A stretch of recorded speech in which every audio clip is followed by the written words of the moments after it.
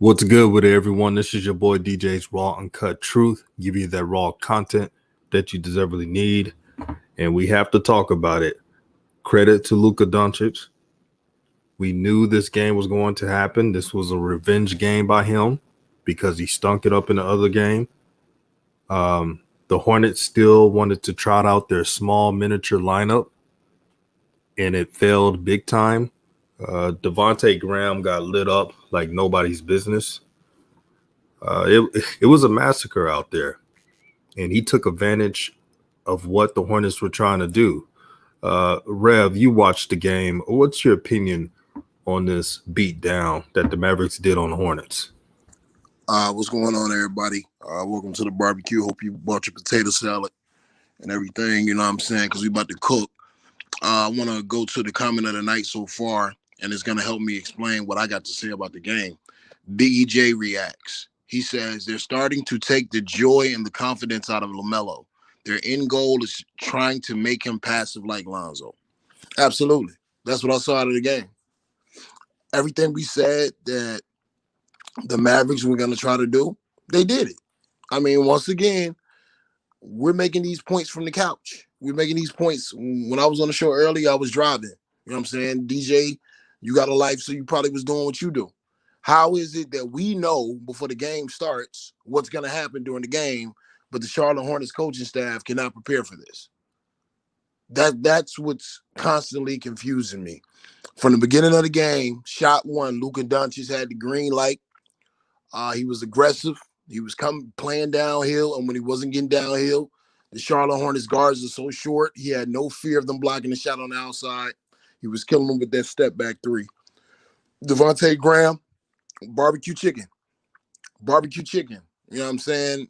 Every possession, anything they wanted to get on Devontae Graham, or really Terry Rozier as well, they were able to get it. Lastly, it's criminal the way they're using LaMelo Ball.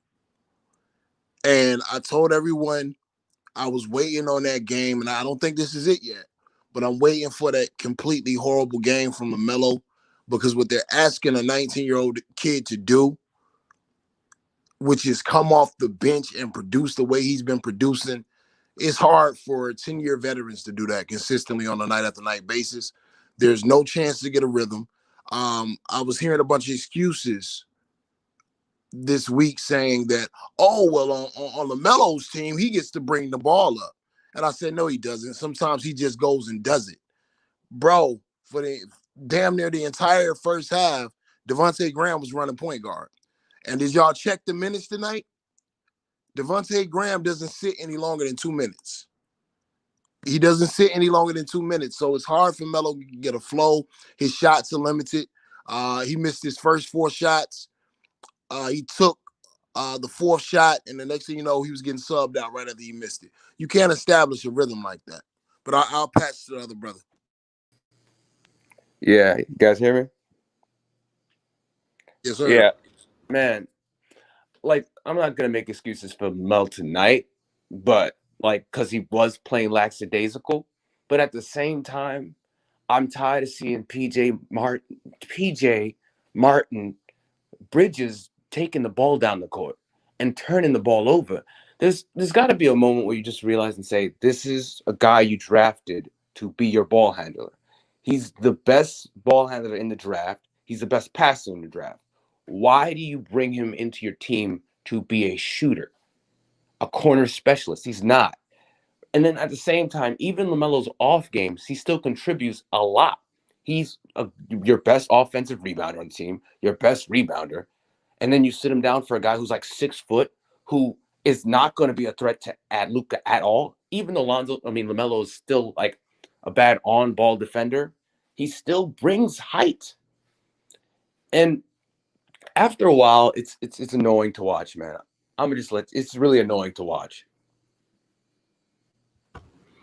Yeah, it's treacherous, and we're not gonna make excuses for LaMelo. There's some things he could have done. I think he wasn't assertive in this game, but me and Rev earlier today talked about how coming off the bench and trying to find energy is so difficult to do. you can't bank on it every game. And Because yeah, what are you gonna say, Gibson? And I agree with that. Plus, when you're coming off the bench to a blowout, what are you supposed to do? It forces you to have to do irrational things. Well, that's my problem. I can't blame Melo at all, honestly. I mean, because I'm a harsh critic when it comes to analyzing ball, but it's obvious they're having so many conversations with the kid about his shot selection and how he's playing the game. I think this timid Melo is in an attempt to get more minutes and to not make waves. Because matter of fact, what are we doing? Let's talk about it. When you have a pregame interview and a beat reporter asks you about rebounding, and your answer as the head coach when it comes to your franchise player, you say in front of media when there's already a narrative that he's out there stat padding that, oh, well, LaMelo's taking all the rebounds. I mean, he's stealing everyone's rebounds. So I guess we don't have to worry about that. Wait, he said that? Yeah, he said that. Yeah, like, he said that. You know, yeah, he said that, Gibson. Yeah, you know yeah. Oh, go ahead, bro. Yeah, but that's funny because when he's not on the floor, what the fuck is Bismack Biyombo doing? What is any of those dudes doing? They're giving up easy rebounds. Well, I don't see Graham getting any rebounds. They're falling over each other all the time. There was one possession where he was fighting for rebounds with KP. I mean, like, who else of the point guards are doing that shit? It's ridiculous, man. For him to make that comment, that is the most disgusting comment I've ever heard a coach make about a quote-unquote franchise rookie at the beginning of the season. And I've seen some terrible-ass rookies. Anthony Bennett, you know what I'm saying? I've seen a lot of bust. And they don't get talked about like that 11 games into the season. I think the reason why LaMelo was so timid tonight, it's obvious if he misses a shot or he misses consecutive shots, he's going to the bench. It's difficult for a 19-year-old kid to shoot when he has percentages in his head. What I was looking at tonight that really stood out to me, and I got to give my hats off to Luka Doncic, because like I said, he needed to come into this game fighting, and the announcer said he took the last game personal, and he was coming in to make a statement. That's a dog. I like to see that kind of stuff. But the thing that really stood out to me about Luka's performance tonight is something they said about Rick Carlisle. They said Rick Carlisle knows that he shoots a terrible percentage from three, but he tells him every day, shoot as many shots as you want. Luka came into the Dallas Mavericks and was handed the keys to that organization. And now Luka is flourishing. And the reason 3-point percentages shouldn't matter people are perimeter, the guys who are controlling the ball more, is because it allows for them to fake out the defender to find an open pass or make moves. The problem is Devontae Graham does not do that. If he's attempting a three, he never looks to fake it out to look for a guy. He's going to attempt a three. Most of his passes, he's usually looking to get his assist. He's not moving the ball. Cherry Rozier, great shooter. But it's just like the movement doesn't move as well with LaMelo. And it's getting annoying to watch because I know they're trying to get all their guards. And that 3-guard lineup needs to fucking stop. It's not going to work against the team that could put KP in line. You're going to get murdered. Boy, like they said, AABE said this game was sad to watch. That's the problem with the Hornets. X's and O's are not the problem with James Borrego. He's a great X and O coach. His problem is I think he's too emotional with certain players he likes, and he doesn't know how to. It's not he doesn't know. He doesn't want to, for some reason, give someone defined roles. I don't need to be seeing the twins dribbling up the court lackadaisical. I don't need to see that. They're not in Nevada anymore. Let them be wings. I don't want to see Devontae Graham playing more minutes than everybody else. He's not a star. He's a solid player when he's on, and he's terrible when he's off. Keep it simple. Yeah, and my thing with Devontae Graham is he's only good if his shots go in, like his 3-point shots go in, because he's tiny as heck. He's gonna try to attempt a shot, and if they don't go in, then his whole game is affected. And I think James Borrego is not emotional. I think he came from the pop tree, And for some reason, a lot of Spurs coaches think you got to earn your minutes, even when you're obviously better. And it's kind of that veteran bullshit thing that, the old coach mindset.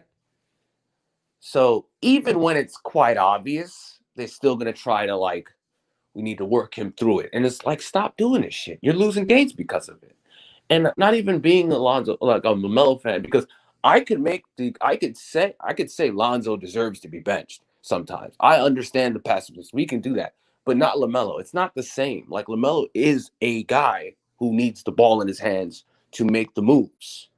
He's a great pick and roll ball handler. He could find the passes. Like, he can make open pass. He finds guys open. And the problem is when you don't allow a player to do what they're best at and try to have them play some other position, you make them look.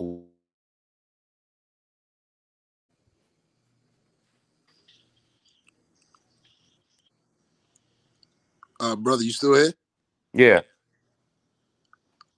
Okay, yeah, man, I agree with everything you're saying for the most part.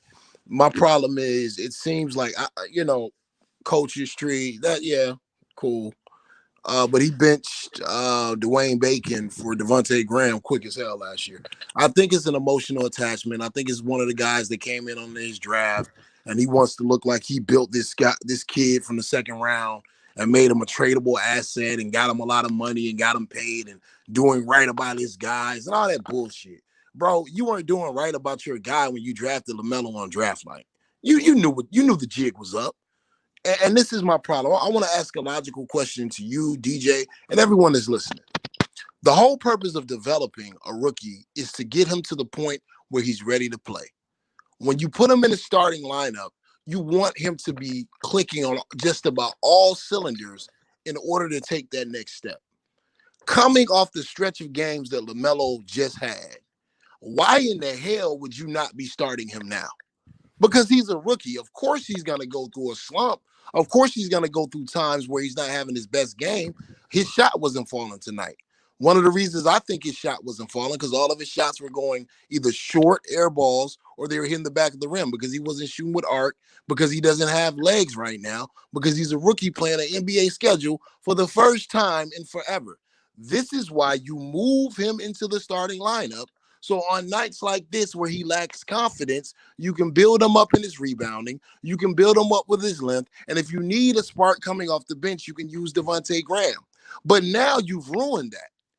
And it's a situation where Devontae is playing a bit better because now he knows there's no pressure. Devontae was looking over his shoulder every game thinking, damn, this might be the game that I may not start. This young boy is balling.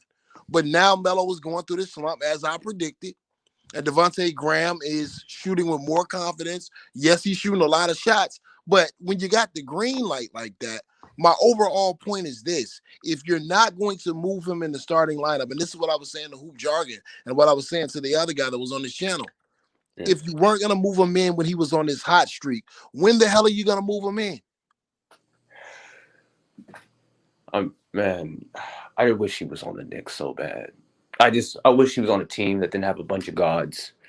And there's a lot of overthinking that doesn't need to happen because I would like LaMelo to play with Gordon Hayward. I would like LaMelo to play with a lineup that can all shoot. I don't like when they have him come off the bench with the Martin twins. I don't like that. I don't like when they have him try to play off the ball. These things don't make him better. Yeah, they don't make them better. And that's why I like what I'm doing with new media. For everyone to have a voice. We all see the dysfunction, man. It's just, I like the fans of Charlotte. The fans of Charlotte have been real so far. And I appreciate you guys who are tuning into the show. But I got to keep it a buck. I don't know what they're trying to do with LaMelo. You can't tell me that him coming off the bench is strategic. The Hornets have such a negative plus minus in the first quarter every time. And I'm not saying that, LaMelo is going to be the superhero that fix all their problems in 1 year. No, this is the reason why they drafted him anyway, because the organization was never good to have long-standing success. They're in this position for a reason. And a lot of players, they're too comfortable because And they this, have a. yeah, What'd you say, brother?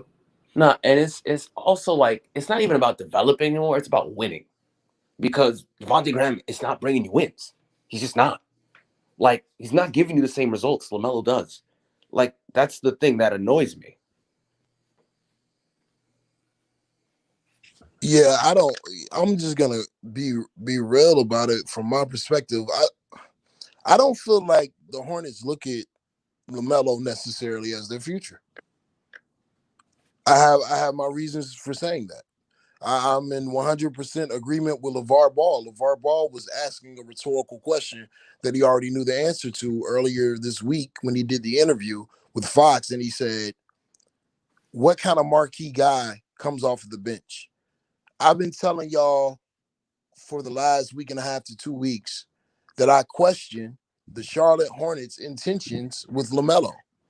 And the more I listen to old media and the more I listen to Bill Simmons and I hear about how they talk about LaMelo, they talk about LaMelo almost like he's a 15th draft pick, 16th, 17th, early 20s, like Oh he's a man. project. You know what I'm Oh man. saying? And if he doesn't work out, then they'll make another move. That's what I see from this organization. Oh, I don't see anything that shows that they think he's a marquee player. oh, and you're right because I listen to the podcast where they act like they really like LaMelo now, and really all they said was, "Oh, he's not a winning player like a Tyrese Halliburton. He's fun though." And I'm like, "Hold up, he literally has a better stat." What? And it was one of those things where even when they noticed he was good, they try to throw it as like he's a fun player, and backhanded compliment, you know. And the thing, I am agreeing with you because if you cared enough about LaMelo, why you and you can make the excuse, oh, it's they didn't have summer league or any of that bullshit, but like your second round pick, who has been off, and the only time he ever really is good is when he has high usage, and he was the only guy playing on the team that was the only point guard, is when he can have the ball more often. And since there's Gordon Hayward and LaMelo, he's not contributing like he did, and listen, I don't get it. I don't get it. Man, I'm confused, man. I'm tired of this crap. I'm tired of seeing it because it's like when Melo's on the court more often, they have a better chance of winning. They have a better chance of winning.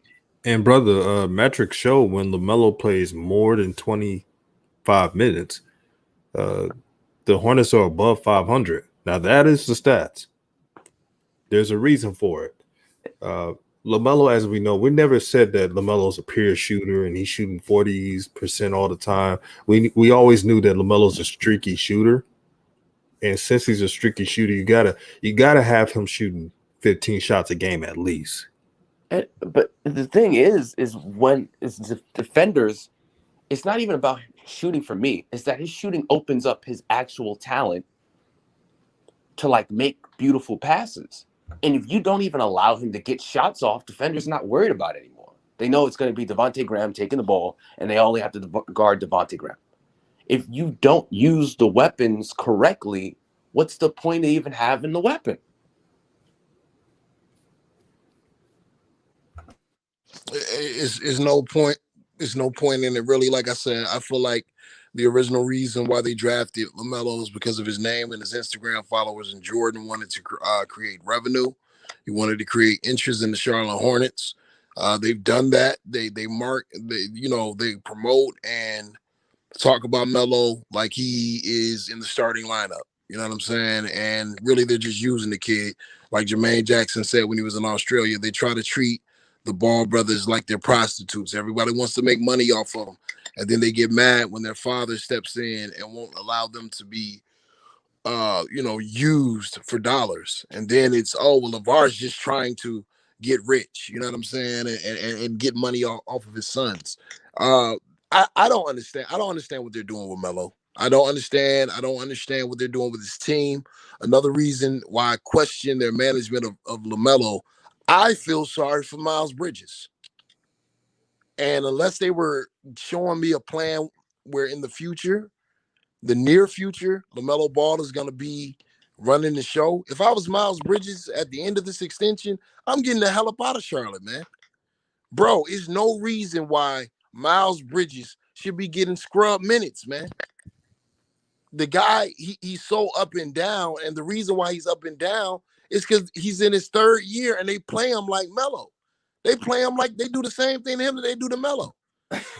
He comes in for a minute, 30 seconds. He comes out. You know what I'm saying? They don't run any offense for him. It's like anything that he has to get, either Melo has to set him up, or he just has to be scrappy and get a bucket where he can.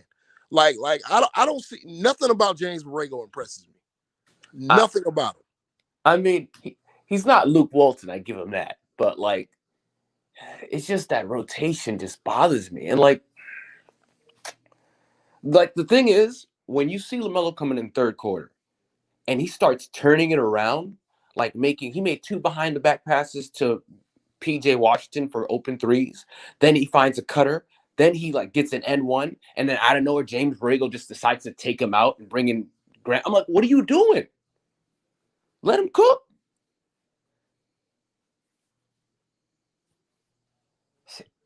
Yeah, man. I don't know. I don't know if he's Luke Walton or not, man. Charlotte is fucking terrible. They never won anything. I never believed in their record, especially if they're gonna play the same style of ball that they've been playing. It was a cute record. It was that's nice, but I never took it serious. They're playing Toronto tomorrow night on a back-to-back. They can hope to catch Toronto sleeping, but Toronto's another long team. Now, if you're using common sense and you're playing a team with mini-me guards, Kyle Lowry and Fred VanVleet, and you see how other teams have been doing you when you play mini-me guards, the intelligent thing would be to start LaMelo. So at least you can have a rebound advantage when it comes to the guard position, and you can exploit some of the mixed matches when it comes to LaMelo's sheer height alone and being able to see over the defense. Is he going to do that? No. You're going to see the same mini-me guards stroll out there.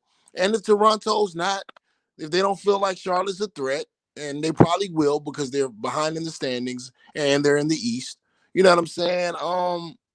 If Toronto's sleepy, then Charlotte wins. Charlotte wins all of these games when the other team's not taking them serious. It's like they're the little brother team that's fighting up. Yeah, man. And the worst thing that I think that anything is not even LaMelo related, that they didn't get a center this offseason. There were a ton of centers to just pick from, and they didn't get one. And they just signed Bismack Biyombo back. And their idea of getting a center was trying to get Trez. I was like, what was this team thinking? Like, you have a guy who can pass the ball to anyone. You didn't find a lob threat. You didn't even try to overpay for Christian Woods. Brother, they don't believe in Melo. And this is what I keep telling the brothers and sisters, everybody in DJ Raw Uncut Truth community. The way we believe in these kids, they don't believe in these kids that way. Because it made no sense to go sign Gordon Hayward. Because Gordon Hayward is empowered to bring the ball up the court. Gordon Hayward feels like he can run the offense just as good as LaMelo. So now, not only do you have 2 point guards in the starting lineup with Terry Rozier, now you got Gordon Hayward too. So it's really just, it's a shit show. It's a shit show at this point. Like somebody pointed out on Twitter, and it was hilarious, and it might have been you as well. PJ Washington was bringing the ball up the court tonight. Like, what's up? Yeah, that was me. That was the worst to me. That got me mad. And that was the ugliest turnover too. Man, I'm brothers, I'm just tired of the inconsistency with this Hornets team. By the coach just letting the same players get too comfortable, like I said, doing the same thing. Now they're feeling like, oh, I could take whatever shot I want. I could dribble up the ball, even though I'm not an elite ball handler. Any coach who has a ball handler like LaMelo Ball knows to give him the damn ball, run your sets, get open, and he'll find you. But instead, everybody wants to do their own thing. And this loss could be the best thing that happened to the Hornets. if they don't wake up from this loss, I don't know what would happen the rest of the season. But this was an ass whooping, man. Yeah, and DJ, I thought that I was going to be complaining all season about Terry Rozier. I actually think Terry Rozier works well with LaMelo.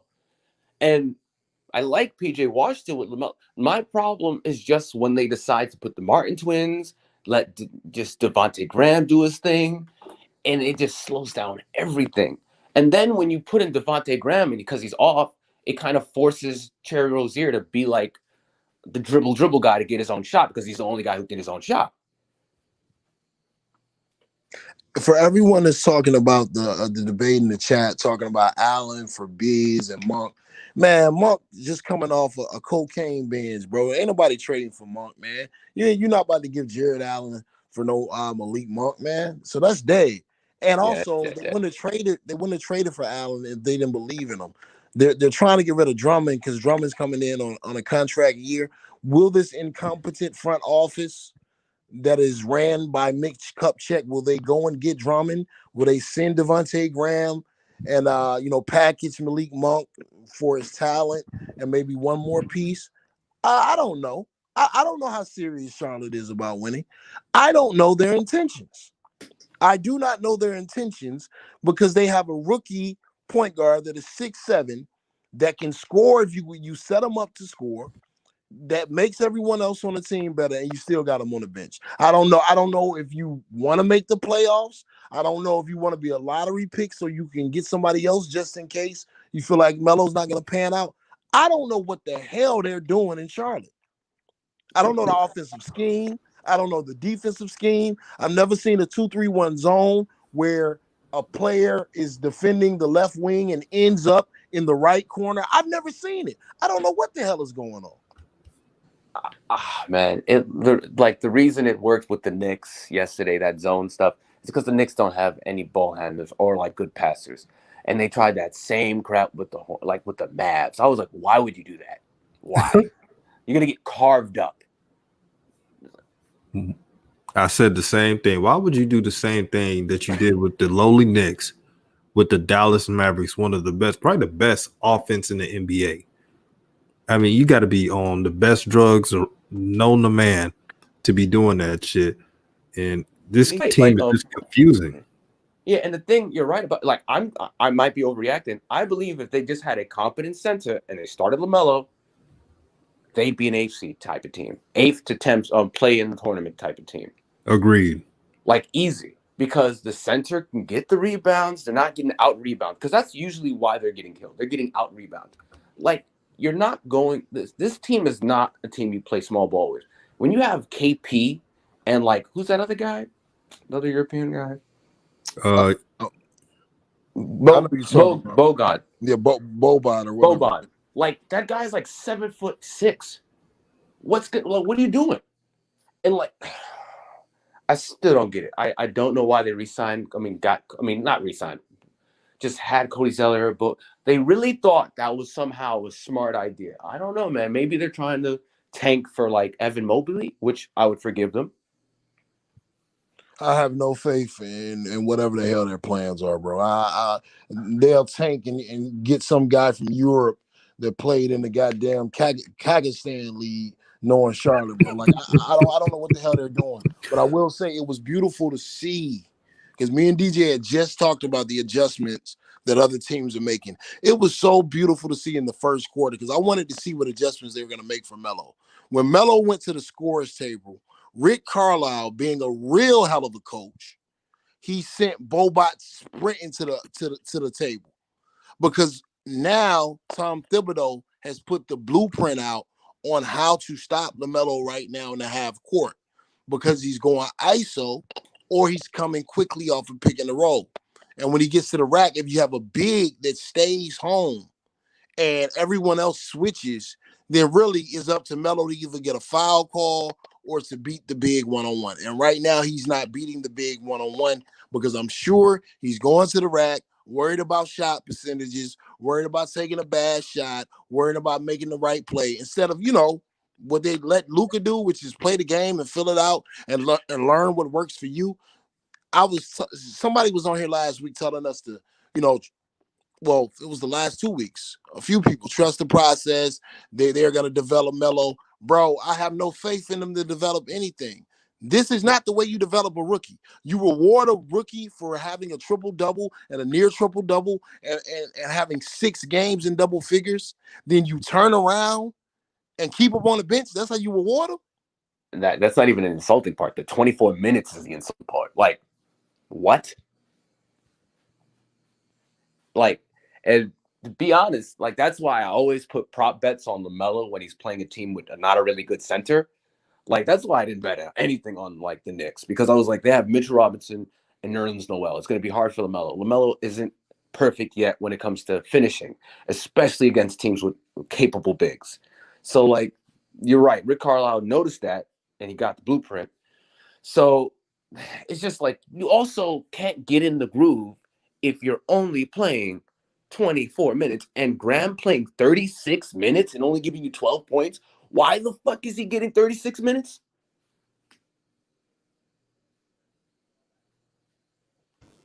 Yeah, this team don't know what they're doing, but we all watching this clown show right now. Some people may think it's harsh, but we just keeping it real with y'all. You know, this is the cookout. Y'all know how it is. Get your plates ready. You know, we got the ribs, we got the mashed potatoes, we got everything ready for y'all, man. We just serving them. And shout out to new media. And Gibson, you was gonna say something? I was, because like the Lakers, the first year Lakers with Lonzo would destroy this team easy. Brook Lopez, Lonzo, Brandon Ingram. That was a team that if they just let them develop with Randall, they would have been killers. This team, I don't see any future. They need to make moves. Damn, he said you don't see any future. Oh I boy, don't. you and Rev are cooking today, man. Y'all cooking today. He said they have no future with this team. I'll tell you one thing. Next season, I better not see Graham or any twin on this team next year. I better not see them damn jokers on this team because they're gonna have some problems.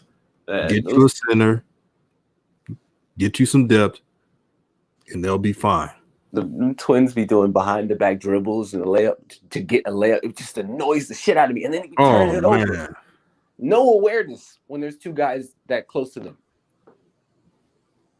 Oh, I see some comments in the comment section, and y'all are talking spicy. I will get back to that in a minute.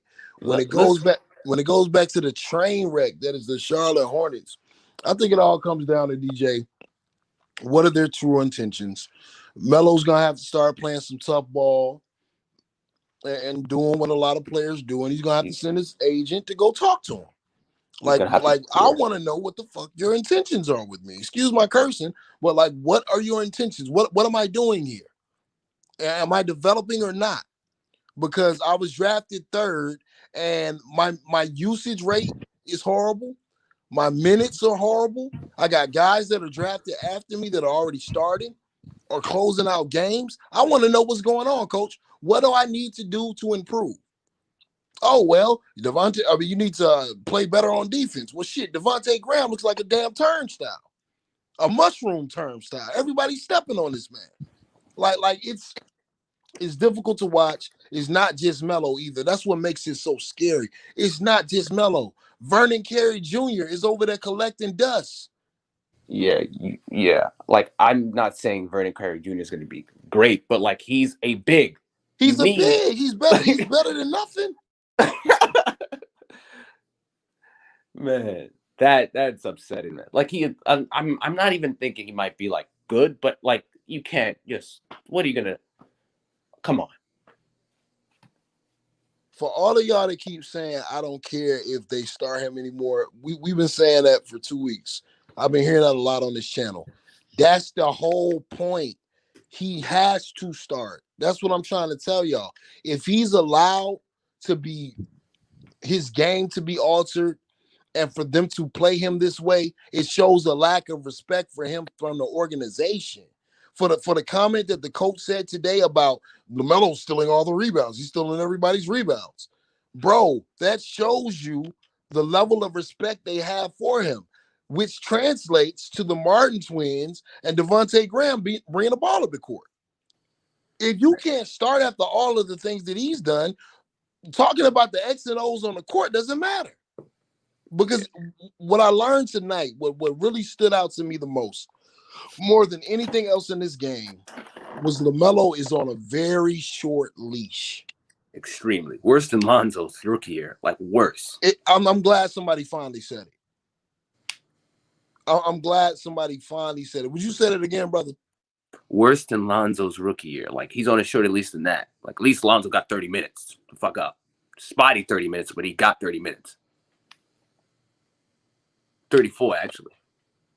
Yeah, man. It's pretty horrible, man. It's pretty horrible. I don't know. I don't know what to really make of what they're doing with LaMelo, or understanding what they're doing with the team, the development of the team. Like I said, you got Vernon Carey over there, you got Richardson over there. Like, at least when Bismack gets into foul trouble, at least put one of those guys in for a spell just to get rebounds. Like, it's like they have no understanding of development, which leads me to believe that James Borrego is one of those coaches that is just doing the bidding of the front office. And he has no real power, and he's not even really coaching the team. All of the rotations are already charted out. They have a plan for these players. Let me tell you what shit teams do, man. Teams that are terrible, they look at winning organizations and they say to themselves, we're going to model after the best. But it's a problem with that. Back in the day, the Washington Bullets didn't have Michael Jordan. They didn't have Scottie Pippen. So if you're a terrible ass team like the Washington Wizards or like the Charlotte Hornets, and you're trying to play like Golden State, it's not going to work. So it's certain things in your process that you have to do different. Okay, James Borrego is from the Spurs coaching tree, but this ain't San Antonio, player. This is Charlotte. You don't have a guy on your roster that's getting minutes right now that's over 6'8", 6'9". And you got two centers sitting on the bench. You don't know what they can do because you haven't given them an opportunity. You barely gave them an opportunity in preseason. Man, so it's hard to understand how they're expecting to win games when you can't even rebound the ball. Yeah, I'm using an example. I think this is the RJ Knicks situation, but for a different reason. RJ, he's not great, but he can attack the rim, and he's just strong, right? But then you bring in Randall. Then you bring in you bring all these guys who do the exact same thing. Then you bring in a horrible point guard, and it takes all the possessions out of RJ's hand.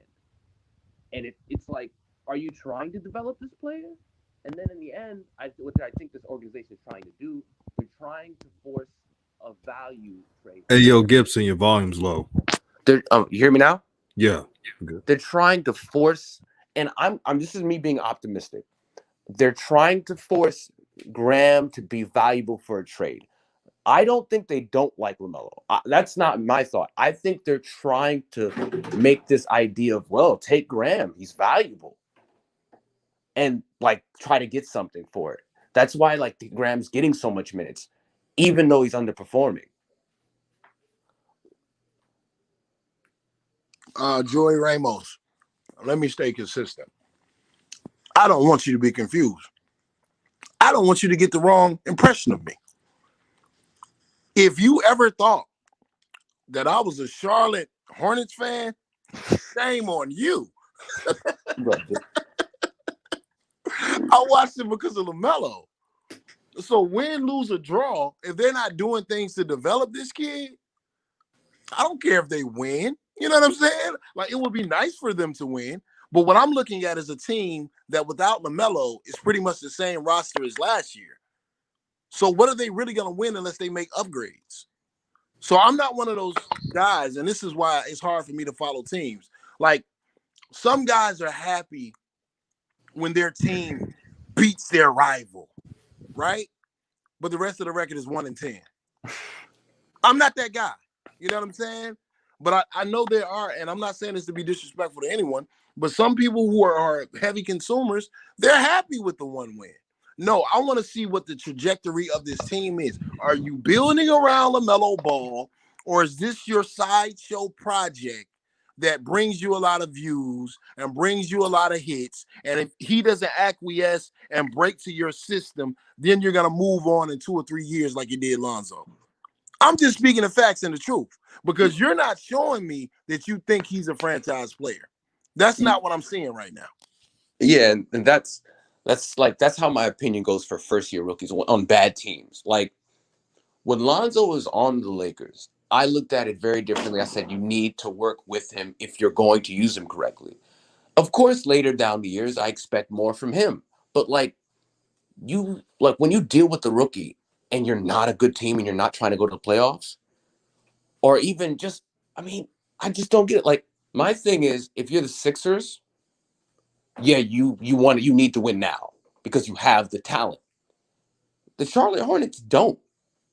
Like as much as they signed Gordon Hayward, he's just one guy who at best can give you 24. He averages 24 points. That's not going to get you in the playoffs nowadays. The East has turned into like a juggernaut now. Like just one guy is not going to help you. Bruh, I gotta say this, DJ. I gotta say it, bro. Don't kill me, but I gotta say it, G.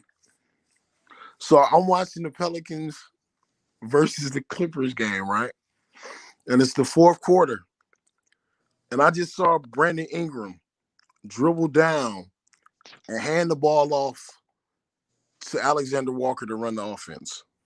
And he moved out the way and let Alexander Walker ISO ball and just do what he wanted to do. That's damning. That's damning. That is damning. And I see y'all talking about it in the chat section. That's why I brought it up. Yeah. But you know why though? I listen, like I think Lonzo is way like better than Alexander Walker. No question about it. But Alexander Walker has traits that allows him to be more of a point guard.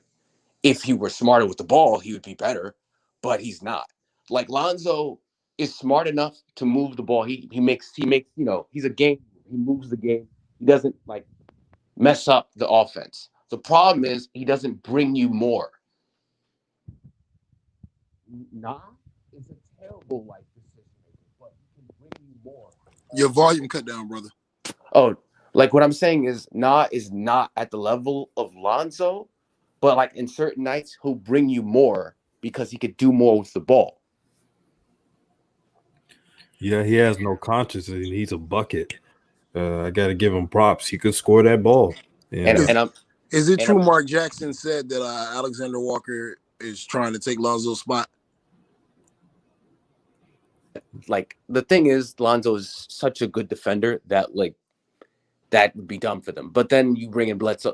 I think they need to trade Lonzo. Yeah, and I don't think these teams care about defense the way we care about defense. Man. Yeah, like I think Lonzo needs to be traded because I don't think that's a good match when you have Zion and like the way their teams put together. Like I'm not even saying this is for just Lonzo. I think this is for the Pelicans. But they need to get him. They need to trade him for a wing, or at least somebody who could shoot the three. Boy, this is not good for Zoe. Yeah, man. DJ, like I'm trying. I am fighting. Oh, man. Alexander Walker at 37. Yeah. It's a dub. It's a dub. Yo, it's a dub. Bruh. How long have I been saying this? The last 2 weeks, I've been getting abused for saying this. Nah, I agree with you because rookie year Lonzo, I didn't make that excuse for him because he was a rookie. Sophomore year Lonzo was good with LeBron, but he got injured. This year, I'm like, man, Lonzo needs to like leave because he doesn't work good. He doesn't work well with ISO players. The reason he worked well with LeBron is because LeBron moves the ball and shares it. He doesn't force buckets, so it allows Lonzo to sort of move the ball too. The problem with playing with Brandon Ingram and having Zion on your team is Brandon Ingram could play the half court and he could also shoot, which is important for the guy like you want controlling the ball, which sort of puts Lonzo in a position to just kind of be out there just to defend the better point guard, which almost makes him useless now. And that's not good for him. And since you have a new coach who doesn't like pushing the pace and really cares about defense, that takes away another part of Lonzo's game that he likes. So now what does Lonzo bring the Pelicans? Man, Lonzo got a knee injury, man. Alonzo has a rap in the league for not being able to shoot and being inconsistent. This is not good. And once again, I said Sunday, some of the zealous supporters that won't be objective are setting themselves up for a sad day. This is the worst case scenario right now. You know what I'm saying? Like this is the worst case scenario. I don't know how to say it any other way. I'm hoping the knee injury is not for real. I'm hoping, like I said, it's a clutch sports move. If it's that, then I'm happy as hell.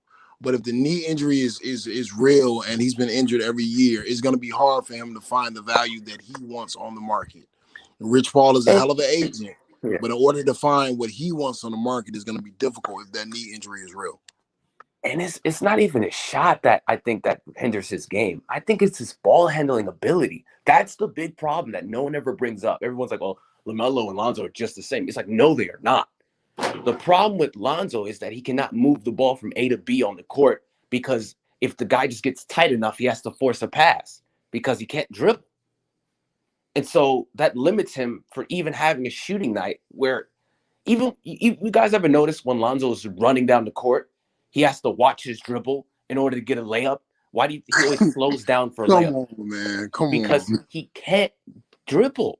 And that hurts his game because if he had handles, we wouldn't be talking about this right now. If he was flexible and he could move around, that's just like LaMelo, we would not be saying this right now. But that's the problem. He's stiff. And as good as he is, he as a point guard in the modern day league with the team the Pelicans are made, like it doesn't work out for him.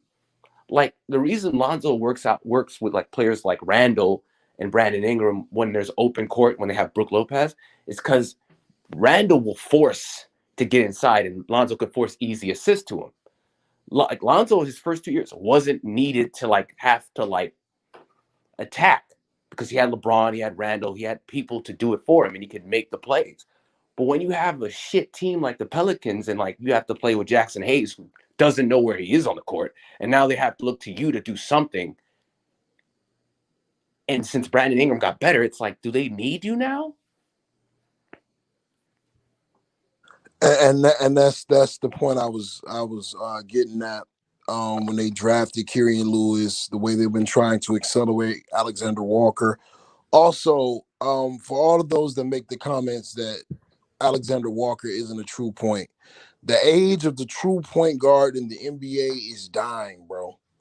They have this thing that they've gotten from Golden State, which is positionless basketball. So they don't really care if you're a point or not. More importantly, forget all of that. Forget, the point, the defense, what the Pelicans doing. What we've all been saying, and DJ, correct me if I'm wrong. What we've all been saying for the last 2 weeks since the season started. Oh, the Pelicans are running this system because they believe in Brandon Ingram. The Pelicans let Brandon Ingram be 21-second BI. The Pelicans let BI do this, and then Zion is the second option. How the hell did Alexander Walker take 23 shots tonight and become the man in the fourth quarter? Did you see what Alexander Walker did today? He waved off people when he was on fire. Oh God. And they acquiesced to it. Everything I've been fucking saying this whole time. They were telling me, "Oh, Lonzo can't do that. He doing chemistry with his teammates." It's not about that. They're not looking out for him. You got to be selfish in today's basketball a bit. And I'm listen, I'm not like I don't hate Lonzo. I think Lonzo is a good player for a championship team. I think he can come off the bench, play great defense, and keep not even or he could be a fifth man. No. If the team could stretch the floor with like other guys, he could be like on the floor as a starter on the Clippers. I see that. Can he I see teams where he could start, but like he's very limited sometimes because he's not going to be your closer. He's never going to push the issue unless every time he's hot, anytime he shoots 20 points, anytime he gets 20 points, it's because he made like 3 threes in the beginning. He took maybe 2 or 1 layup the whole game, and he just made a lot of pick and roll passes to like Steve, the center. It's never like where when you watch LaMelo, he's doing a Euro step to get to, or making moves to get to the rim to get that layup. It's never, he doesn't have a bag, what I'm saying. He has two simple moves. Step back and like it's a three. And now he has a mid-range now. But it's a robotic kind of mid-range. It's not like he's moving anywhere. It's not like Brandon Ingram. And I'm not hating on him. It's just because Brandon Ingram can get anywhere on the court. His mid-ranges are like, he can do anything. Lonzo is like very robotic with it. Like it's a school book. Like he studied this shit. Like it's a system with Lonzo. Bro. Having you, Gibson, and Rev on the same. Oh my God. I'll tell you, y'all hurt some sensitive people feelings today. I gotta be real. Listen, I used to be the biggest Lonzo stan, and anytime someone was like, "Oh, he can't play the half court," I was like, "Oh, that's bullshit." And then it took for me, like, I think this year to realize, I'm like, "Oh shit, he really can't play the half court." Like, half of last year I believed it, and I think I just started noticing, like as soon as players start actually defending him, like he can shoot a three, he just pauses. He can't fake them out to like drive to the rim. He just passes it to Brandon Ingram to Brandon Ingram to figure it out. Or he'll, and it doesn't help. It doesn't help being in the system where he can't like run the ball down the court, speed down, find Zion for an easy alley hoop because, their new coach likes to play very slow ball, half court, ball. And it's just, it takes everything he's good at. Bro, man, I'm gonna get on topic because just talking about Lonzo, I'm gonna be honest, it'd be depressing, bro. Like that is be depressing, man. At least with LaMelo, even with a game like this, we're talking about excited what they could do with him, and what a team could do with LaMelo if they just use him right. I mean, he's got the handles, he's got the swagger, he's got the confidence. I just want to see James Borrego use his head for once and involve him in the pick and roll. And it just annoys me because Lonzo's like 2 times more athletic than LaMelo. Like, why is it harder for him to get to the rim? And it's a mentality, bro. It's a mentality. I never wanted to be a hater. I never wanted to be a hater, but it's like when people like criticize him and it's obviously haters that criticize him, you just can't even defend him anymore because it's like, damn, now I just sound like a stand after defending him because it's like they point out actual points now. Like, now y'all see I haven't been making videos that much about Lonzo. That should be depressing, man. I'll be feeling like my soul is gone, man. Look at St. Meese. He said 2-handed layups. You see, this is what we get when we talk about Lonzo. God, and the thing is, it's not. Hold on, y'all always say 2-handed layups. What y'all talking about? Like when he goes because up, Lonzo usually does 2-handed layups. Like he's just easy to. That's the thing. He has like, and I'm not even. I hate doing this because, like Lonzo with LeBron, I was like, man, this guy. Even if he wasn't making shots, that was the best Lonzo I saw. As soon as he went to the Pelicans and they were whatever bullshit they were doing, and I don't even blame the Pelicans. It's like he needs to play with like a primary initiator. He has to play with someone who can actually move the ball. He has to play an emotion offense. He can't play in this ISO ball with Brandon Ingram. It doesn't work for him because he's not like. Him and Bledsoe do not work together at all. The two guys who are not great at shooting threes on a team with Zion and Steven Adams on the court. All other teams they'll live with you shooting the three. It's just brutal. Like, it's brutal to watch. Because I know Lonzo's good. It's just like, damn, man, you play like just play so soft. Man, I'm not, look, my real thoughts are so raw, uncut truth. I'm not going to mention Zoe again on this show, man, because just as sure as I'm watching Kevin Durant with these Brooklyn logos and the writing is on the wall, I'm starting to worry heavily about the future of Lonzo. But I wish the best for him, and I want him to end up on a contender. like the Clippers, like I keep saying, or the Boston Celtics, somewhere he can go and flourish and be a part of a championship team. That's what I really want to see. I would love for him to be on the bench on a championship team. I would love it. No, God. not even hate. Bro, you I been just saying it so regular.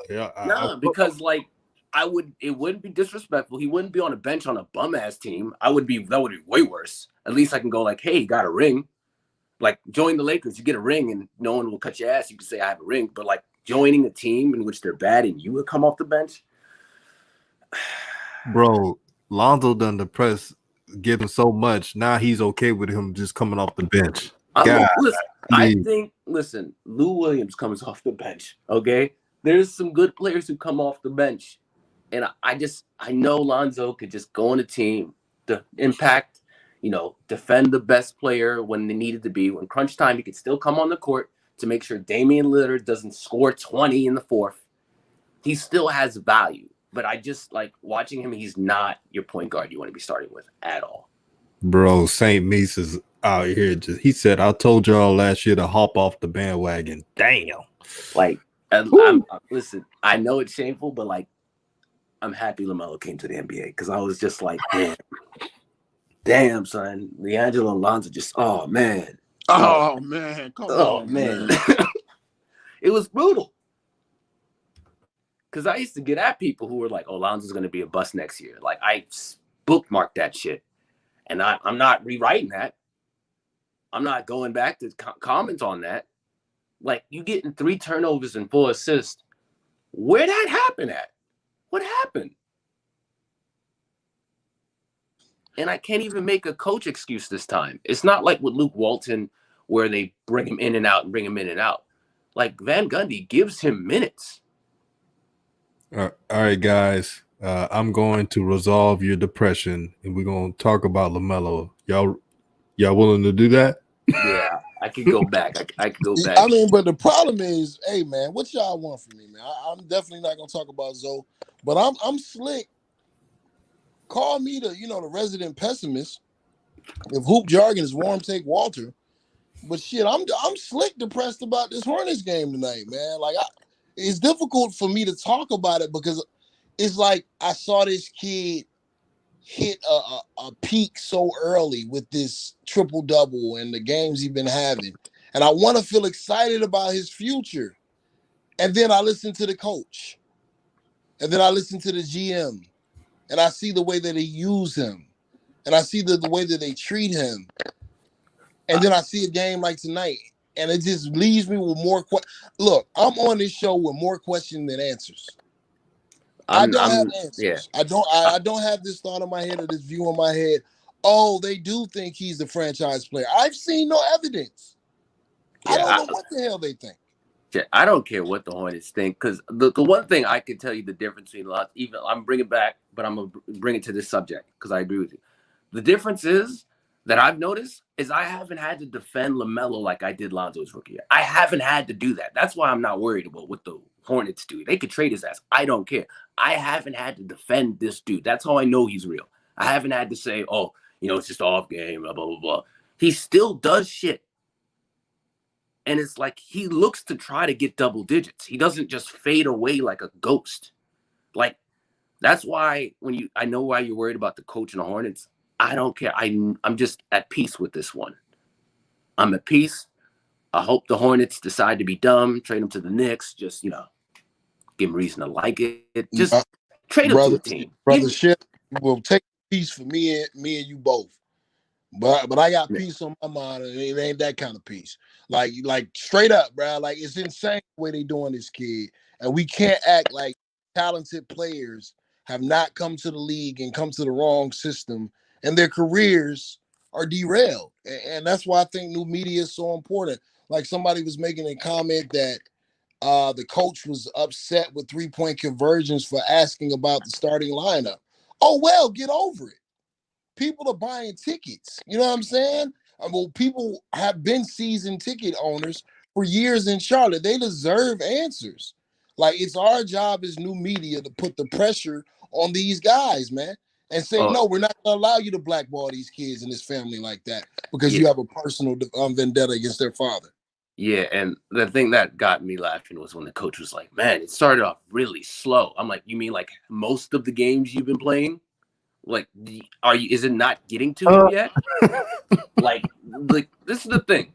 Whenever Graham is on the court, or whenever they got guys, any three that they take is an ISO three. They're working so hard for a three. When LaMelo's on the court, he'll get the defender to look a different way, get a guy open on a corner three like a Martin twin, or find PJ Washington at the top, or just find someone an easy shot that he doesn't have to struggle with, and it moves way easier instead of seeing dudes try to ISO their way to a three or do fadeaway shots. I'm watching Graham, who's like 5'11", trying to do a fadeaway shot on Kristaps Porzingis.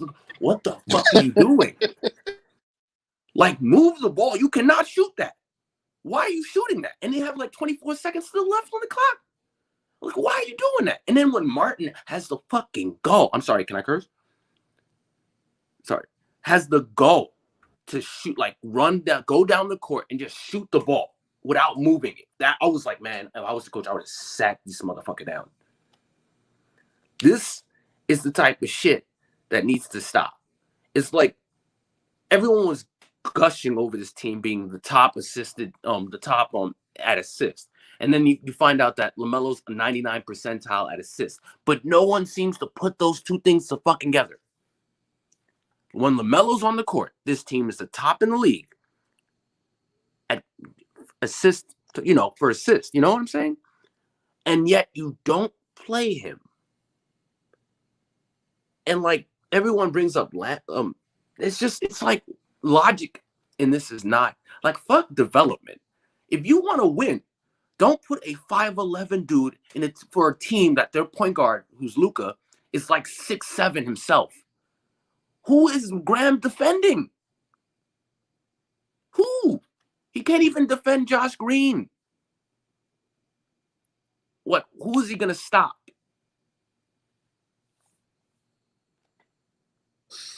I don't know. I don't know, brother.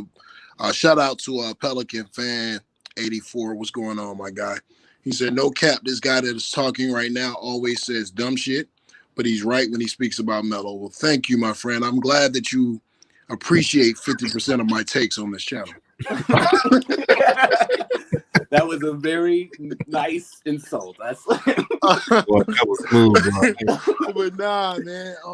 Yeah, I'm worried, man. Look. I'm ready to hit the panic button, man. And for the Charlotte Hornets fans that listen to us and support us, look, man, I would like to say congratulations, because you guys got to feel what it was like to have a winning record for 2 days. You know what I'm saying? And that's an accomplishment for Charlotte.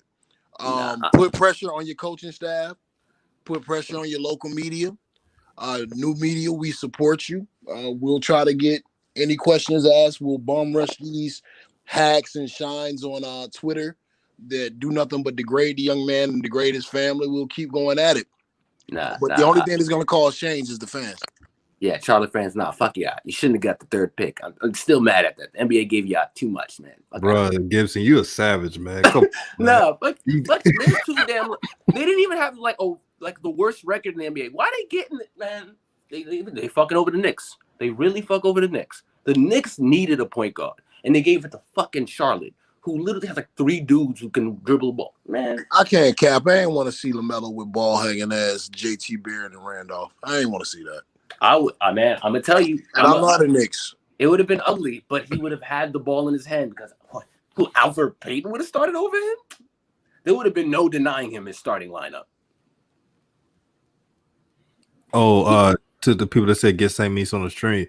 Hey man, I'll be sending them the links. He has something in his computer. No, my iMac just died. The battery just went out. So like I had to use this computer because my Dell for some reason doesn't work either with my Spotify or anything. The Knicks. He said 704 bound Charlotte says Knicks are not saving themselves. Please stop it. We're getting Cade. That's all I know. Bro, somebody asked, do we think that Charlotte views LaMelo as a franchise player? No. DJ, what do you think? No. If they did, they would have given them starters minutes or be the starter, and they would have ran plays for him like any other team. Oh, I St. think Meese they. jump in. Oh, St. Meese may jump in. I think they see him as a key piece, not as a franchise hit. Like, if they saw him as a franchise guy, they would have started him. I think they see him as a future key piece who can play next to the future. Oh, facts. Oh my God. See, I don't want to hear that. That's what I was thinking. And Facts. that'd be great for like someone who's not the ball dominant, but like they're gonna try to like go, oh, you're a good assist guy. I think you play next to a Cade, or I'm hoping it's Evan Mobley at least. But like they're gonna draft Cade if they get number one, or they're gonna try to get Suggs, and it's gonna suck. Bro, if they draft Cade Cunningham, he will be starting game 1 next year. I guarantee it. You know I what? guarantee it. I would not hate that with Cade and LaMelo. That would be nice because that would at least not be a tiny lineup. Nah, man, if they do that, Melo got to get the hell out of there when his contract up, bro. The level of disrespect that would show to him, the level of disrespect that would show to his talent when we've been sold this bullshit for the last 3 weeks of, oh, you got to earn your minutes. He has so much stuff he's got to improve on. He's a rookie. So if Cade Cunningham comes into that organization next year, and this is a lot of speculation, and he starts game 1, once again, so we don't have to go through what we went through explaining the situation with Lonzo. Everyone listening, that will show you what Charlotte really thinks about LaMelo. And and the thing is, you can't use the same excuse. Like there's no excuse for LaMelo not to start. There was an excuse for he can move the ball. He doesn't turn over the ball that much. His dribbles, like he crosses people. Like as much as people don't like to say, he crossed up Ben Simmons and he missed the layup, but he crossed the shit out of Ben Simmons. And I'm like, okay, why is this dude not starting over Graham? What are we doing? Like, yes, his finishing isn't pretty. I mean, he's 180 pounds. Like, of course, he's not going to be that strong. But, like, you see it. And for some reason, they're like, you know what? Nah, Graham, this dude who's like 5'11", my height, like, let him get the minutes. Graham taking dickhead threes, missing, like, what is he? He's 20% from three? Man, I don't even look at that dude's stats no more, man. It's depressing. And, like, the thing that gets me mad is I'm like, the media would have killed LaMelo for being 20% for three. They already say he's a bad shooter, but no one says a damn thing about Graham. And that's the Ball family name. That's just the bullshit with the Ball family. Like, anything he does, that's why I know he's good, because, like, the thing is, LaMelo's so good that Ball family name didn't hurt him like Lonzo did. Like, but it still fucks him up, though, because this team, the way this coach plays him, and since people don't actually watch game and they look at stats, it's not going to look good for LaMelo. And as much as people don't like to say, looking at stats actually affect your contract. So they're only fucking with LaMelo, with LaMelo's money and his Puma money.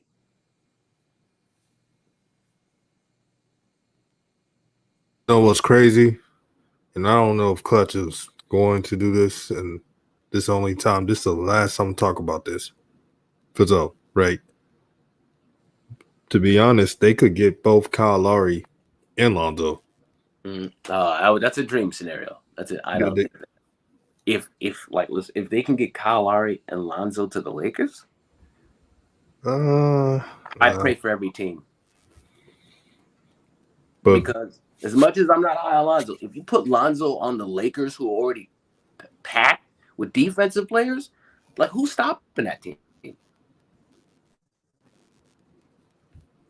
Yeah, that team is loaded right now as it is. But the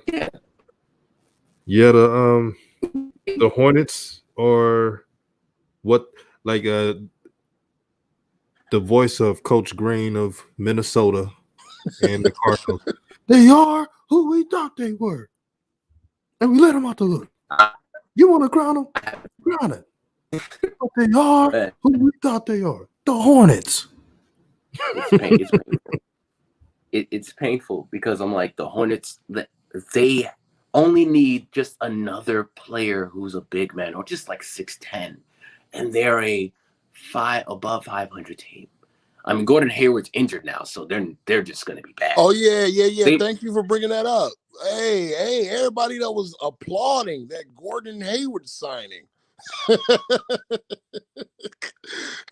He's broken a wheel again. The wagon is not flowing correctly. He's in the back of the locker room. So y'all tell me how that money gonna look. Also, for the person King C, for my guy King C, that asked the question, have you ever saw so much in one game that it makes you so sick that you literally want to punch out of the coach? Absolutely, tonight. And that's why it's so difficult for me to stay on topic talking about this game tonight. Because really, all of the things that me and DJ have been saying have been coming true.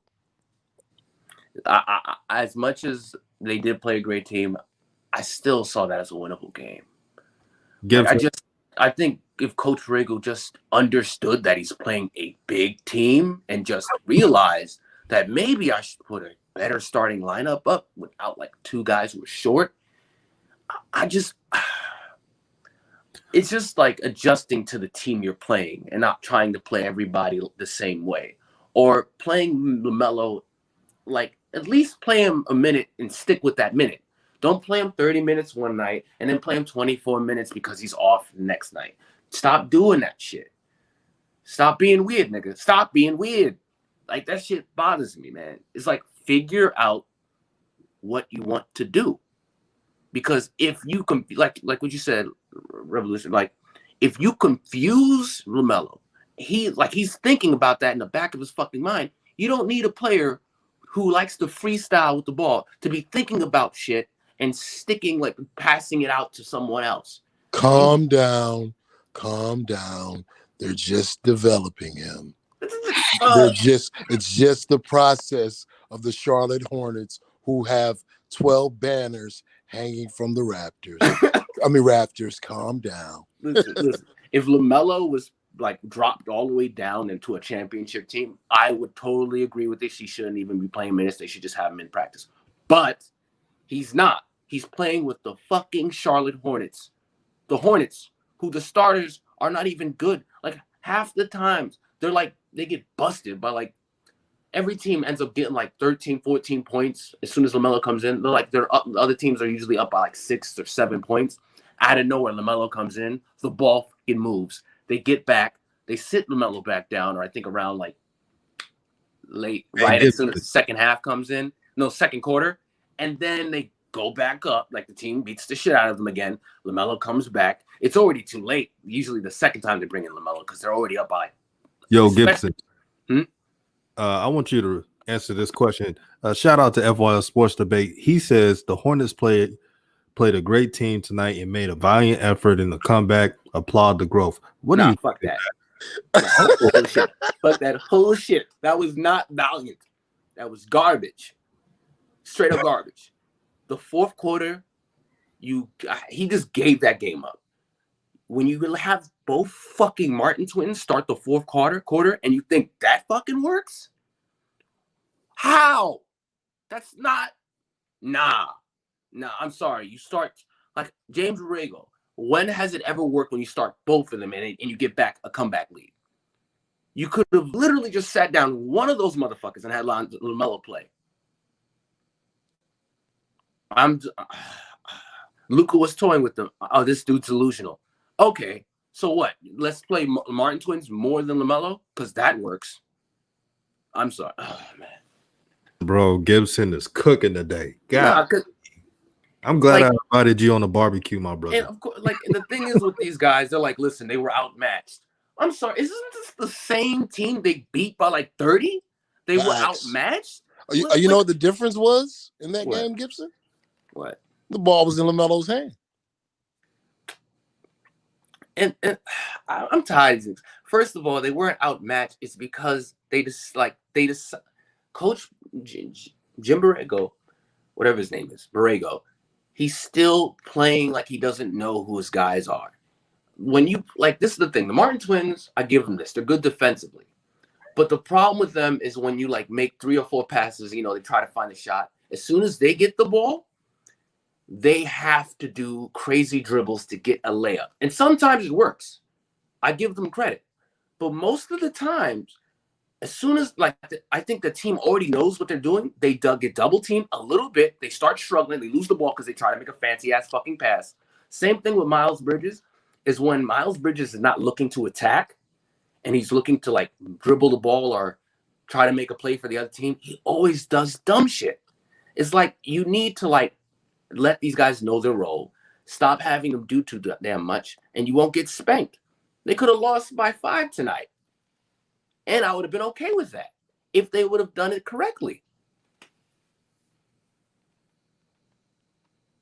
We got St. Mies in the building. Oh my God, this is gonna be an epic finale on the show. St. Mies, how you doing, brother? Bro, I'm finally in here. The Lord let me Ooh, man. be able to get on StreamYard. Oh boy, Cook, man. I know you got a lot to say. I don't know where to start because y'all have said some great things. Yeah. And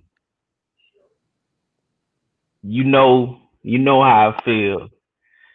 But I'm going back to Lonzo. Listen to me. Year 5, I told y'all, right? Y'all remember I said year 5 is normally like when they have their breakout year. My dog might get traded tomorrow. Oh man. I hate this, man. I hate it. I hate this shit. Hey, listen. If he might get traded tomorrow, and I used to want to feel bad, and I was like, I was making excuses. I was like, yo, he need this coach, he need this, he need that. But them hard two-handed layups, I can't handle anymore. I'm sorry. I've seen enough. And for Nah to come in and score 37, yeah, bro, it's a wrap. And listen, when we talk about Melo, here's one thing that I saw tonight. And I know he enjoys his teammates, and I know he wants to be a playmaker, and he wants to get everything going. But if he don't turn the corner and start trying to dunk on somebody, bro, he's never gonna get a foul call. Ever. Yeah. That fillet shit's not helping him out at all. He needs to attack. He needs to dunk. You're right. But the thing that I'm like, it's different with LaMelo and Lonzo because I don't have to worry about it though. You know what I'm saying? I just don't have to worry about him like I did Lonzo. Like he has a bag. You know what I'm saying, sweeties? It's different, but he still like doesn't play it. He tries to do too much when he could just go for a simple layup sometimes, and that's what I agree with you on when you were sitting on Twitter.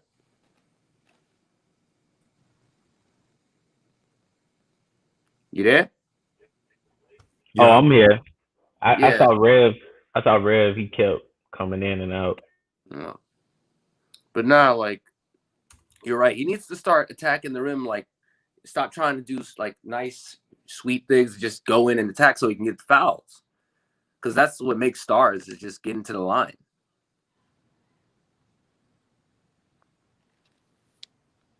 Yo, Rev, you still there? Everyone good? Yeah, the volume. He'll be back. Yeah, but like I was saying, just like he needs to just attack. He just needs to attack and like look to dunk, like you said, sweet. So he can get to the free throw line, so he can get more points, even on off games. Yeah, like Elijah Shaw says, meaning LaMelo needs to start taking over games and still keep his team involved. We get that the coach is not, making plays for him, but there's some things he could do to get his offense up. Oh my goodness, man. I don't want to keep going to this, but he cannot be off-ball player. If they make LaMelo an off-ball player, he's going to suck with them that year. He cannot be an off-ball player, man. That is not his strength at all. He needs the ball in his hands. He moves well with the ball. Usually when he's playing off the ball, he kind of just stands there because he's not, especially when the teammates are not, he knows he's not going to get the ball anymore. And he needs to. But you guys are fading out right now. I can't hear any of y'all.